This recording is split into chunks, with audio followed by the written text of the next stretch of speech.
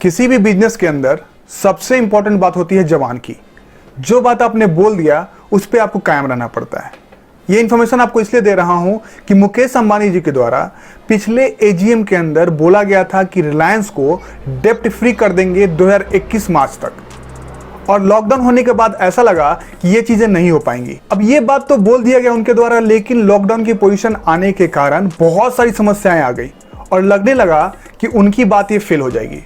लेकिन रिलायंस के द्वारा पिछले 6 हफ्ते के अंदर 7 बड़े डील किए गए और साथ ही साथ उनका जो आईपीओ था, स्टॉक लिस्टिंग हुआ, उसके ऊपर उनको काफी ज्यादा पैसा आया है। इन सभी को लेकर अगर बात करें तो डेप्ट फ्री हो सकता है रिलायंस। सबसे पहले इन्वेस्टमेंट के बारे में बात करते हैं, जहां पे टॉप कंट्रीब्यूटर्स जो हैं 7, उसमें Facebook 43,000 crore, silver lake partners 5600 crore, Vista equity partner 11,000 crore, general Atlantic लगभग 6500 करोड़, केकेआर की तरफ से लगभग 11,000 करोड़, और नया इन्वेस्टमेंट किया गया है मुबडला से जो कि 9,000 करोड़ का है। सिल्वर लेक ने अपना अलग से इन्वेस्टमेंट किया है 4500 करोड़ का। सभी इन्वेस्टमेंट को मिला दिया जाए तो लगभग 92,000 करोड़ का इन्वेस्टमेंट हो जाता है, और ये इन्वेस्टमेंट जियो को one of the leading companies बनाता है पूरे विश्व के अंदर।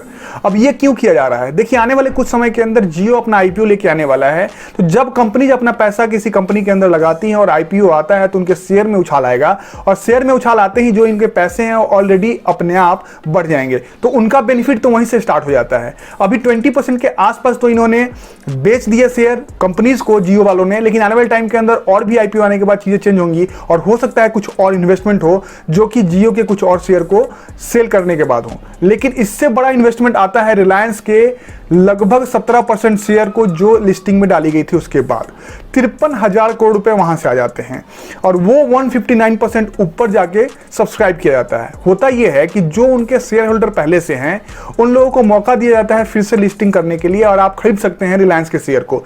और उसी बेसिस पे देखा जाए तो लगभग 60% लोगों ने ज्यादा इसके अंदर इंटरेस्ट दिखाया और उनके द्वारा 53,000 करोड़ रुपए दिए गए रिलायंस को। इन सभी को मिला के लगभग 1.5 लाख करोड़ रुपीस का इनका आमदनी हो जाता है टोटल देखा जाए तो। लेकिन बात यह है कि डेप्ट फ्री क्या रिलायंस हो पाएगा?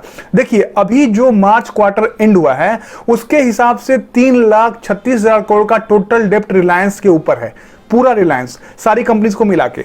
लेकिन इनके पास कैश इन हैंड 1,75,000 करोड़ था, माइनस करते हैं तो टोटल डेप्ट जो निकल के आ रहा है वो आ रहा है 1,61,000 करोड़ का।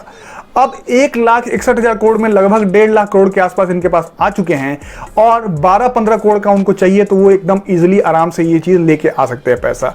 बात निकल के आ रही है कि इसके अंदर सबसे ज्यादा डेप्ट है रिलायंस RIL पेट्रोकेमिकल्स और ऑयल इंडस्ट्री वाला है 2,62,000 करोड़ का, वहीं पे जियो का डेप्ट है 23,000 करोड़ का। सभी को मिला के लगभग ये जो पैसा है वो आ चुका है जियो के पास या फिर रिलायंस के पास। आने वाले कुछ समय के अंदर जब रिलायंस डेप्ट फ्री हो जाएगा तो जो भी आमदनी होगी वो रिलायंस की अपनी होगी, कोई भी इंटरेस्ट किसी को नहीं देना, कोई भी अमाउंट किसी को पे नहीं करना है। जो भी पैसा आएगा उनका अपने पास आएगा, कोई भी लोन के रूप में उनको नहीं पे करना है। इसके साथ साथ जियो बहुत सारी कंपनी जैसे जियो मार्ट और भी बहुत सारी कंपनीज लेके आने वाला है, तो भी इंटरेस्टिंग देखने वाली बात होगी कि क्या उसके ऊपर वो डेप्ट लेता है या नहीं लेता है। सबसे इंपॉर्टेंट बात यह है कि जब आईपीओ आएगा तो जियो के कितने में आईपीओ आ रहे हैं और उससे जियो क्या बेनिफिट हो रहा है वो देखने वाली बात होगी। अब एक खबर और निकल के आ रही है भारतीय एयरटेल की तरफ से, जहां पे बताया जा रहा है कि अमेजन की तरफ से $2 बिलियन का स्टेक खरीदा जा सकता है भारतीय एयरटेल का।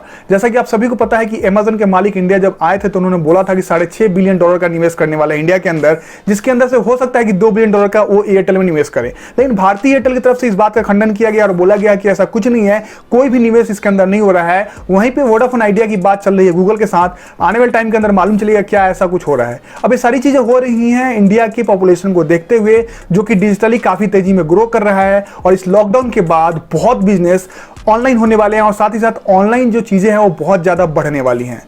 तो रिलायंस जियो का मेन मकसद डेप्ट फ्री होना है, इसी कारण से इन्वेस्टमेंट किए जा रहे हैं। वहीं पे बाकी कंपनीज का अपने आप के स्कोप को बढ़ाने के लिए ये काम किया जा रहा है। तकनीकी स्तर पे आपको अच्छे इन्फॉर्मेशन दिए जाएंगे। लाइक सब्सक्राइब शेयर जरूर कीजिएगा वीडियो को, और साथ ही साथ कमेंट करके बताइएगा वीडियो कैसा लगा, इन्फॉर्मेटिव था या नहीं था। Thank you so much video देखने के लिए।